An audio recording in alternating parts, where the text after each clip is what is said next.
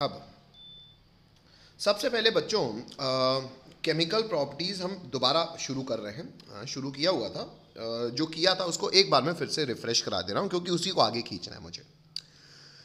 हम carbonyl compounds की बात करें सर तो स्ट्रक्चर से भी दिख रहा है हमको क्या कि कार्बोनाइल कंपाउंड्स में भी पाई क्लाउड होता है और पाई हमेशा सिग्मा बनना चाहेगा, मतलब ये भी एडिशन रिएक्शन तो दिखाएंगे। अच्छा, लेकिन इनका पाई क्लाउड अल्कीन के पाई क्लाउड से कॉन्ट्ररी है। क्यों कॉन्ट्ररी है? क्योंकि अल्कीन की बात करूं तो अल्कीन केवल कार्बन के बीच में बना हुआ पाई बॉन्ड है जिसमें कोई भी इलेक्ट्रोनेगेटिविटी का डिफरेंस नहीं, क्योंकि दोनों कार्बन है। On the moreover carbon, भले it is sp2 hybridised carbon, but oxygen के सामने ये इतना इलेक्ट्रोनेगेटिव नहीं है। इसीलिए कभी भी हम अल्कीन को देखते हैं कि ये इलेक्ट्रॉन रिच स्पीशी है जिसके ऊपर नीचे पाई इलेक्ट्रॉन क्लाउड है। तो ये किसको पसंद करेगा? ये किसी प्लस को पसंद करेगा। तो अल्कीन्स अटैक करता है, अल्कीन का पाई क्लाउड प्लस की ओर खिंचता है और एडिशन रिएक्शन तो दिखाता है। पर क्योंकि यहाँ पे अटैकिंग स्पीशी कोई प्लस है यानी कि इलेक्ट्रॉन लविंग, इसलिए अल्कीन में हमने इंग्लिश पढ़ी है they give addition reaction. Okay, but कैसा addition reaction? Plus is electron loving as an electrophilic addition. Hello, alkyl line में देखा है? बोलना पड़ेगा सबको। अच्छा, इसी के उल्टा कार्बोनाइल कंपाउंड है बच्चों, अगर तो कार्बोनाइल कंपाउंड भी एडिशन रिएक्शन तो देगा। क्यों? क्योंकि पाई सिग्मा बनना चाहता है। पर क्योंकि ये double bond oxygen which is an highly electronegative atom उसके साथ है, तो यहां पे तो सर पोलैरिटी है माइनस प्लस। अच्छा, तो organic chemistry is about carbon. अब कार्बन में क्या चार्ज है? पॉजिटिव, मतलब ये तो इलेक्ट्रॉन डेफिशिएंट है। तो ये एडिशन रिएक्शन तो ये भी दिखाएगा, लेकिन ये अपनी तरफ किसको खींचेगा? इलेक्ट्रॉन रिच स्पीशी को। इलेक्ट्रॉन रिच स्पीशी प्यार किससे करेगी? प्लस से। तो it will be nucleophilic addition. Hello hello, अच्छा, ये बात अपन कर चुके हैं लास्ट क्लास में। इसके अलावा हमने आगे बात की थी, ये इंट्रोडक्टरी इंग्लिश है, इसमें कोई 1 2 3 4 नहीं डाल रहे हैं। इसमें इंट्रोडक्टरी इंग्लिश में हमने एक और बात जोड़ी कि कार्बोनाइल कंपाउंड तो सर अल्डिहाइड में भी होता है, कीटोन में भी होता है। तो कौन ज्यादा रिएक्टिव होगा कि दोनों सेम होंगे? नहीं बच्चों, अलग अलग फंक्शनल ग्रुप। क्यों बोल रहे हो? क्योंकि रिएक्टिविटी का फर्क होगा, वरना दोनों सेम ही ना बोल देते हम। तो एक को अल्डिहाइड फंक्शनल ग्रुप कहते हैं, दूसरे को कीटोन। क्यों? क्योंकि सीनियरिटी 11th पे भी आपने देखी होगी, अल्डिहाइड ऊपर रहता है, मतलब सीनियर है, मतलब ज्यादा रिएक्टिव फंक्शनल ग्रुप होगा। अच्छा, कैसे है सर ये? Aldehydes are better reactive, yeah, more reactive towards nucleophilic addition than ketone. Reason being, aldehyde एक तो स्टेरिकली इसमें एक हाइड्रोजन रहता है और एक आर रहता है। कीटोन में दोनों आर रहते हैं, तो बल्कि आर आने नहीं देता किसको? न्यूक्लियोफाइल को। अल्डिहाइड के केस में रिलेटिवली आसानी से आ जाएगा, इसे कहते हैं स्टेरिक फैक्टर। और दूसरा फैक्टर कहते हैं कि अल्टीमेटली ये न्यूक्लियोफाइल आ क्यों रहा है? कार्बन की पॉजिटिविटी के लिए। जितना यहाँ पे अल्काइल ग्रुप आप लगाते जाओगे, वो अल्काइल ग्रुप तो अपना प्लस आई लगा के ये कार्बन की डेल्टा पॉजिटिविटी को घटाता जाएगा। हम चाहते हैं डेल्टा पॉजिटिविटी ज़्यादा रहे। ज़्यादा किसके केस में रहेगी? अल्डिहाइड के केस में। तो अल्डिहाइड स्टेरिक फैक्टर से भी जीता और इलेक्ट्रॉनिक फैक्टर से भी उस पर डेल्टा पॉजिटिविटी ज़्यादा है, तो डबल जीत गया। इसलिए अल्डिहाइड चाहे जैसा भी हो वो कीटोन से ज्यादा रिएक्टिव होगा। हर दुनिया में हर चीज के लिए नहीं, न्यूक्लियोफिलिक एडिशन दिखाने के लिए। हेलो, अच्छा, ये चर्चा भी बच्चों हम लोग लास्ट क्लास में कर चुके हैं और आप लोग ने इतनी बातें लिख भी चुकी है। अब इंट्रोडक्टरी इंग्लिश में एक बात और है, क्या? एरोमेटिक अल्डिहाइड्स के केस में। अब एरोमेटिक अल्डिहाइड में क्या फर्क पड़ जाएगा सर? इंग्लिश सबसे पहले पढ़ देता हूं आपके लिए। इंग्लिश कहती है कि बेंजल्डिहाइड यानी कि aromatic aldehyde is less reactive in nucleophilic addition reaction than aliphatic aldehydes. अब बच्चों ये अल्डिहाइड के लिए भी वैलिड है तो कीटोन के लिए भी वैलिड होगा कि एरोमेटिक कीटोन एलिफेटिक से कम रिएक्टिव होंगे। क्यों? क्योंकि एरोमेटिक में कुछ दिक्कत है। क्या दिक्कत है? आइए देखें। इनफैक्ट बच्चों आप लोग पता है इंग्लिश में यहाँ पे क्या करना, आप लोग लिख देना, अच्छा, अल्डिहाइड जहां लिखा है वहां ब्रैकेट में लिख देना ये जो यहाँ पे हेडिंग में लिखा हुआ है हमने, मतलब एरोमेटिक कार्बोनाइल कंपाउंड्स, वो कुछ भी हो, उसका एक एग्जांपल है बेंजल्डिहाइड। है ना।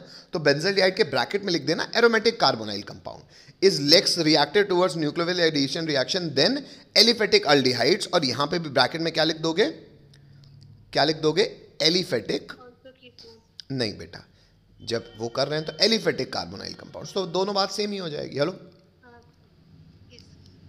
ये बात समझ में आती है सबको, कैसे लिखना है? हेलो, चलो, मतलब हम हर एलिफेटिक को एरोमेटिक से जिता रहे हैं। अब सर क्यों जिता रहे हैं, आओ समझे बेटा। देखो, जिता इसलिए रहे हैं बेटा कि अगर आप ये अच्छा, ये तो वही फोटो बनाई हुई है उसने कि बेंजीन रिंग अगर कार्बोनाइल ग्रुप से जुड़ा है और आर या एच हो, आर या एच हो, मतलब अल्डिहाइड या कीटोन कुछ भी हो, अगर वो एलिफेटिक है तो एलिफेटिक ज्यादा रिएक्टिव होगा। ये ग्रेटर देन मतलब aliphatic is more reactive than aromatic. किसके टुवर्ड्स? न्यूक्लियोफिलिक एडिशन के, कि न्यूक्लियोफाइल अगर इस कार्बन में मारने आ रहा है और उस कार्बन मारने आ रहा है तो कहां पहले जाएगा? एलिफेटिक पास पहले जाएगा। क्यों? थोड़ा सा इस फोटो में भी बताया हुआ है बेटा, डेल्टा पॉजिटिविटी एलिफेटिक में ज्यादा है। देखो फोटो से समझ में आ रहा है ना, इसने यहां पे डेल्टा पॉजिटिविटी बड़ी बनाई है इस कार्बन में, और ये डेल्टा पॉजिटिविटी छोटू सी बनाई है। नहीं समझ में आ रहा? हेलो, अच्छा, अब सर क्यों ऐसा है, डेल्टा पॉजिटिव एलिफेटिक में ज्यादा क्यों है, आइए देखें, यही समझना है हमको। तो फोटो बड़ी सुंदर बनाई है इस बच्चे ने, आगे बढ़ता हूं।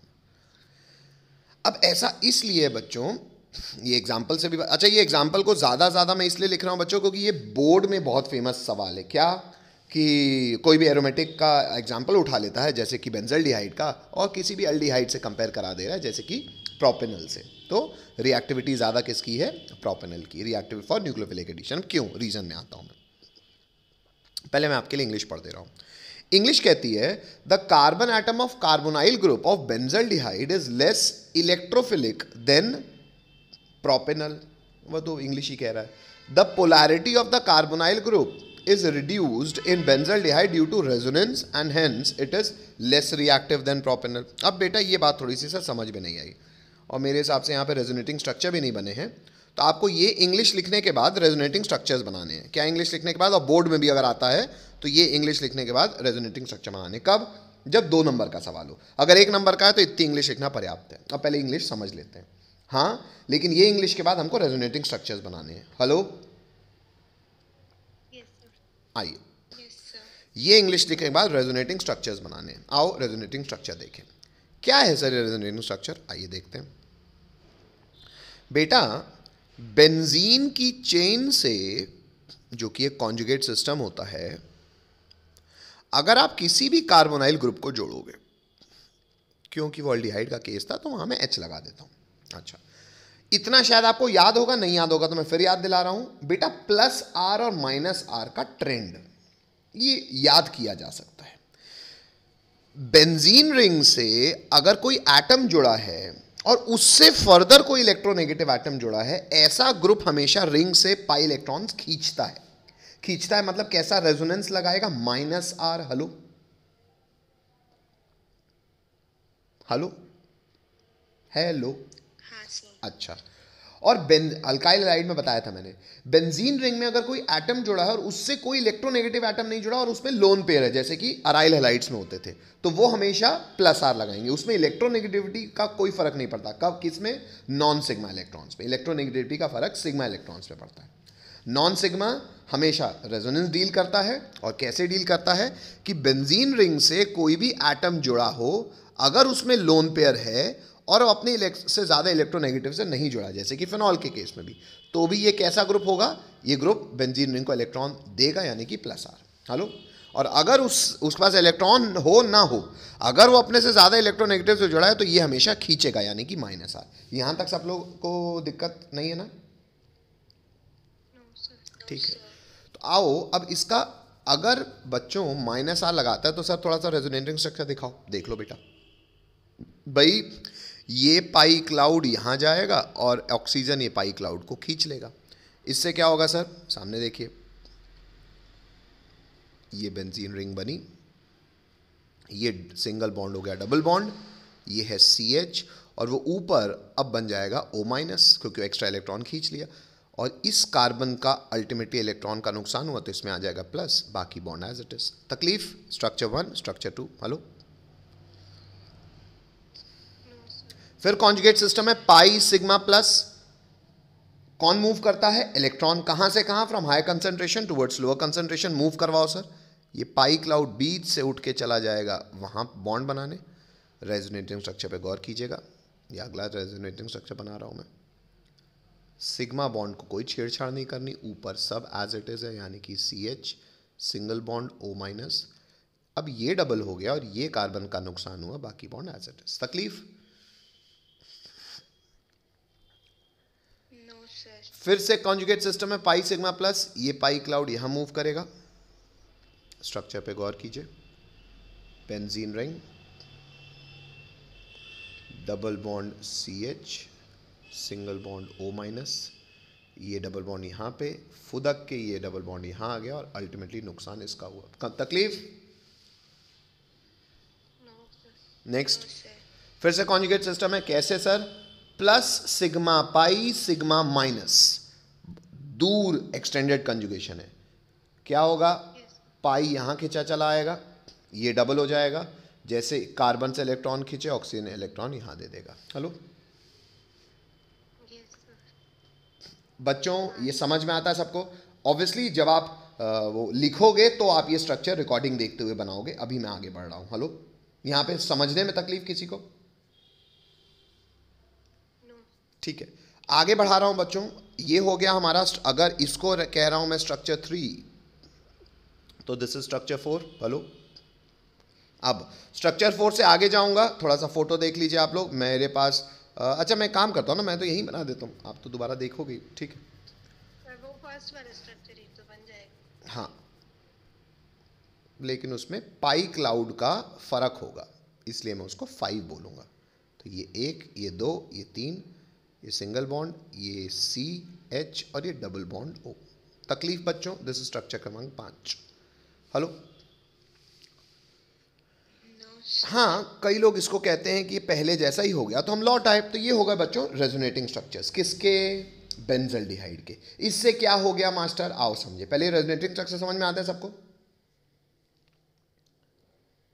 हाँ सर। अच्छा, तो इससे समझ ये आया बेटा, मैं फ्रेश पेज में आ रहा हूं, इससे समझ ये आया हमको कि बेंजीन रिंग सर, क्योंकि अपना पाई क्लाउड दे रहा है भाई, अगर वो खींच रहा है मतलब बेंजीन रिंग दे रहा है। हेलो सर, इंडक्टिव इफेक्ट से ज्यादा डोमिनेटिंग होता है रेजोनेंस इफेक्ट। अगर सर ये -R है किसके लिए? रिंग के लिए, तो सर कायदे से रिंग तो +R हो गया ना उसके लिए। Hello hello